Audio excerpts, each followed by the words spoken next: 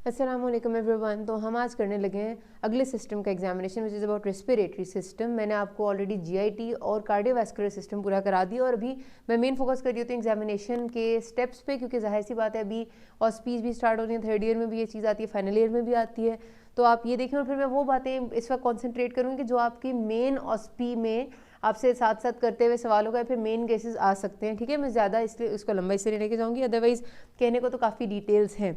ठीक है, अच्छा, रेस्पिरेटरी सिस्टम एग्जामिनेशन आपने पहले की हुई, it's just a revision, a fast revision of you with fresh knowledge, जो कि आपके इस वक्त के केसेस बहुत इंपॉर्टेंट आ सकते हैं ऑस्पी में। आपका जो स्टेशन आता है शॉर्ट केस का, ठीक है। अच्छा, अब होता है कि रेस्पिरेटरी सिस्टम एग्जामिनेशन के स्टेप्स में चारों यही आते हैं: इंस्पेक्शन, पैल्पेशन, परकशन, ऑस्कल्टेशन। कई बार आपको कमांड आती है कि examine the respiratory system of the patient, but sometimes अब वो कमांड इस तरह नहीं आती, एक सिनेरियो दिया हुआ होता है और सिनेरियो के बाद वो कहते हैं कि do the percussion and auscultation and give your findings. ठीक है, कई बार ऐसा होता है क्योंकि आपको पता होता है कि इंस्पेक्शन पैल्पेशन से ज़्यादा परकशन और ऑस्कल्टेशन पे वो लोग आपसे पिक करवाना चाह रहे होते हैं। अब परकशन ऑस्कल्टेशन पे कौन सी ऐसी फाइंडिंग्स है जो मेनली आपने पिक करनी होती हैं, जो सबसे कॉमनली आती है, मैं वैसे बता रही हूँ। ठीक है, एक तो आपको पता है कि आपको हर सूरत में जो आना चाहिए फाइनल ईयर के लेवल पे ख़ास तौर पे, वो ये कि स्टोनी डल परकशन नोट क्या होता है। ठीक है, स्टोनी डल, और इसके साथ आपको दूसरा पता होगा परकशन नोट, और ये किस चीज़ में होता है। ठीक है, उसके साथ साथ आपको परकशन नोट में पता होगा कि जब आपका पेशेंट आएगा कोई न्यूमोथोरेक्स का, तो जिसको कहते हैं हम हाइपर रेजोनेंट परकशन नोट, ठीक है, वो कौन सा होता है। मैं भी आपको ये बातें बताती हूँ क्योंकि आपके अक्सर केसेस ना यही वाले आते हैं मैक्सिमम टाइम। जाहिर सी बात है, उन्होंने भी आप लोगों के लिए बहुत ज़्यादा मुश्किल कुछ भी नहीं रखा होता, लेकिन इतना एटलीस्ट आना चाहिए, it is expected from you guys. तो स्टार्ट करते हैं पहले स्टेप से, इंस्पेक्शन से। आपने जब भी जाना है, आपको पता है कि सबसे पहला स्टेप आपका होता है introduction, consent, exposure of the patient. आपने जाके आना, अस्सलाम वालेकुम, मेरा नाम डॉक्टर यूसरा है, मुझे आपके सीने का मुआयना करना है। दौरान मुआयना कोई तकलीफ नहीं होगी, कोई मसला हो तो मुझे बताइएगा, मैं मुआयना रोक दूंगी।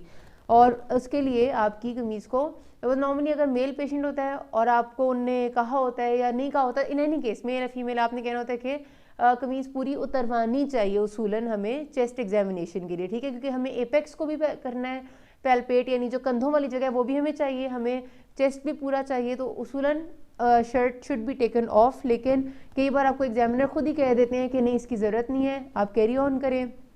या फिर क्योंकि जाहिर सी बात है इन दिनों में मौसम वैसे भी सर्दियों का होता है, तो नॉर्मली शर्ट ऑफ वो खुद नहीं कराते, लेकिन आपने कहना है, आपने क्या कहना है जी कि ideally shirt should be taken of. ठीक है, उसके बाद आपने इंस्पेक्शन शुरू करनी है। इंस्पेक्शन में नॉर्मली बच्चे ये करते हैं कि ना उधर साइड से खड़े हुए देख लेते हैं या फिर सामने से भी देख लेते हैं, लेकिन वो एक्सप्लेन नहीं कर पाते। जब आपने एग्जामिनर को बताना है ना, तो आपने ये सारे स्टेप्स बताने हैं इंस्पेक्शन में भी कि आपने क्या देखा था। तो आप स्टार्ट करते हैं ना कि I examine respiratory system of the patient on inspection, it was normal. तो ये नहीं कहना कि इंस्पेक्शन वॉज अनरिमार्केबल या नॉर्मल।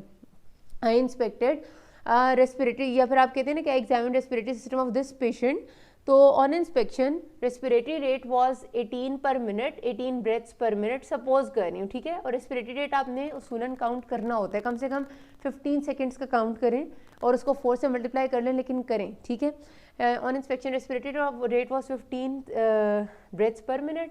शेप चेस्ट जो नॉर्मल होती है ना, वो इलिप्टिकल शेप होती है, जो आम हर किसी की शेप होती है वो इलिप्टिकल होती है, लेकिन इसमें जो चेंजेस आ सकती हैं वो डिपेंड करता है कि कुछ आपके पास नॉर्मली ना इतने बुरी शेप की चेस्ट कभी देते नहीं है, लेकिन एटलीस्ट जो आपसे एक्सपेक्ट करते हैं कि आना चाहिए वो ये है कि पेक्टस कैरिनेटम और पेक्टस एक्सकेवेटम, ये दो चीज़ें ज़रूर आनी चाहिए। ठीक है, एक को कहते हैं पिजन शेप्ड चेस्ट और एक को कहते हैं हम फनल चेस्ट। ये जो एक्सकेवेटम है ना, इसमें देखिए एक्सकवेट करने का मतलब होता है कि एक गड़ा खोद देना, यानी कि चीज़ अंदर की तरफ ले जाना। तो जिसमें चेस्ट यूं होगा कि अगर आपका नॉर्मल चेस्ट ऐसे सीधा सीधा आता है ना सामने से, जिसमें चेस्ट अंदर की तरफ घुसा हुआ होगा, उसको पेक्टस एक्सकवेटम कहते हैं। ठीक है, एक्सकवेट करने से याद रखें, गड़ा खोद दिया। ठीक है, ये होता है आपके पास कुछ कंडीशंस में, जिस तरह बचपन में तो नहीं होता है, ये अक्सर डेवलपमेंटली होता है कि कुछ लोगों का शेप जो है वो चेस्ट की ऐसी हुई होती है, और जो पेक्टस कैरिनेटम है वो इसका ऑपोजिट है, यानी कि चेस्ट की बाहर की तरफ बल्ज कर रहा होगा। ठीक है, आगे से फ्रंट से बाहर की तरफ बल्ज करेगा, और ये होता है अक्सर औकात बचपन में जिनको बहुत ज़्यादा रेस्पिरेटरी डिजीजेज रहती हैं, क्रॉनिक रेस्पिरेटरी डिजीज, उनमें हो जाता है। एक ये लाजमी पता होना चाहिए, एक आपको हर सूरत पता होना चाहिए कि ये वाले चेस्ट की शेप्स तो आ गई। किसी लोकल जगह से अगर चेस्ट बल्ज कर रहा है तो वो क्यों हो सकता है, आपको पता है लोकली अगर किसी को बहुत मैसिव प्लूरल इफ्यूजन होगी या किसी का किसी एक साइड पे मैसिवली निमोथोरेक्स या हिमोथोरेक्स हुआ होगा तो जाहिर सी बात है कि उस साइड पे बल्ज बन सकता है, तो वो लोकल बल्जेस की चीज़ है, ठीक है। लेकिन shape of the chest normal is elliptical, तो आप क्या बताएंगे, क्या inspected with respiratory 18 minute and elliptical shape of the chest, type of respiration was abdominothoracic with no prominent और major deformity and no scars, no bruises, no prominent veins were there and the movement of the chest appeared to be normal, ठीक है। ये होगी पूरी आपकी inspection जो आपने बतानी है। टाइप ऑफ रेस्पिरेशन जो है ना वो मेल्स में ज़्यादातर होती है एब्डोमिनोथोरेसिक, फीमेल्स में होती है थोरैको एब्डोमिनल, थोड़ा सा फर्क होता है किसी एक में, मतलब थोड़ा थोड़ा, बस आप ये रट्टा लगा लेना, इसमें कोई इतनी समझने वाली बात नहीं है। डिफॉर्मिटी आपको नज़र आ जाएगी, मैंने आपको बता भी दी है क्या क्या हो सकती हैं। लाजमी तौर पे देखिएगा कोई स्कार तो नहीं है, कोई ब्रूजेस तो नहीं बने हुए, कोई ऐसे मेजर वेन्स या पल्सेशंस तो नज़र नहीं आ रही, अगर आ रही हैं तो बता दें। कोई हो सकता है किसी को पहले कोई सर्जरी हुई हो, हार्ट की कोई हुई हो, तो स्कार तो नज़र आएगा ना चेस्ट पे, तो बता दें there was a scar present at this point, और मूवमेंट्स आपको देखने में नॉर्मल लगनी है। अच्छा जी, उसके बाद आ जाता है अगला स्टेप विच इज़ पैल्पेशन। अब पैल्पेशन में हमेशा जो भूला जाता है बच्चे, क्योंकि एग्जाम में इतने पैनिक कर रहे होते हैं ना कि द फॉरगेट कि आपने पैल्पेट करते हुए ट्रेकिया एपेक्स बीटी पैल्पेट करने, वो डायरेक्ट जाते हैं और चेस्ट मूवमेंट स्टार्ट कर देते हैं, ठीक है। ये प्लीज़ आपने गलती नहीं करनी, this is very important. Trachea और एपेक्स बीट को इसीलिए आप अपना पहला स्टेप रखें हमेशा, इससे ये फ़ायदा होगा कि आपका ट्रेकिया एपेक्स बीट को आप भूलेंगे नहीं।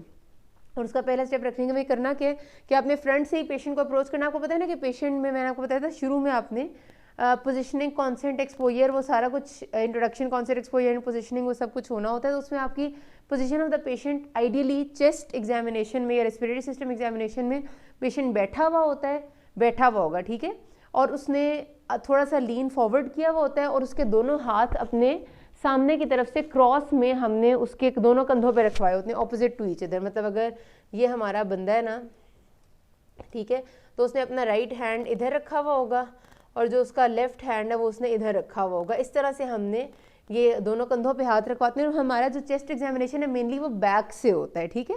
इंस्पेक्शन के टाइम पे तो ज़रा हम आगे से भी देखेंगे, पीछे से भी देखेंगे, उससे हाथ हटवा के देखेंगे, लेकिन उसके बाद से पैल्पेशन से हमने उससे पोजीशन इस तरह से बनवा लेनी होती है।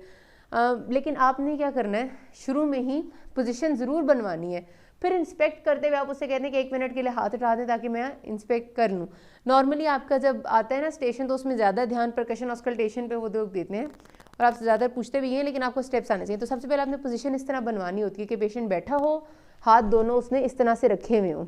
इंस्पेक्शन कर लिया। पैल्पेशन के टाइम पे आप सबसे पहले ट्रेकिया पैल्पेट करेंगे। ट्रेकिया का जो सबसे आइडियल मेथड या बेहतर होता है वो 3 फिंगर मेथड होता है कि आपने ये 3 उंगलियां लेनी है अपनी, आपकी ये वाली जो इंडेक्स फिंगर है और जो रिंग फिंगर है, ये दोनों आपको रेस्ट करती हैं दोनों क्लेविकल्स पे, और जो मिडिल फिंगर है इससे आप ट्रेकिया को पैल्पेट करते हैं। एंड प्लीज़ अच्छे से पैल्पेट किया करें, क्योंकि कई दफ़ा बहुत दफ़ा ऐसा होता है कि ट्रेकिया शिफ्ट हुआ हुआ होता है, कुछ लोगों का तो ट्रेकिया शिफ्ट हुआ होता है। अब कॉजेज ऑफ ट्रेकियल शिफ्ट क्या होते हैं ये भी आपसे पूछते हैं वाइवा में, अगर ट्रेकिया शिफ्ट हुआ हुआ है। एक बात जहन में रखिएगा कि हमेशा जिस तरफ कोई चीज़ मसला जो है वो प्रेशर ज़्यादा कर रही होगी ना, उधर से जाहिर सी बात है कि धक्का दे के चीज़ें दूसरी तरफ चली जाएंगी। It's very simple.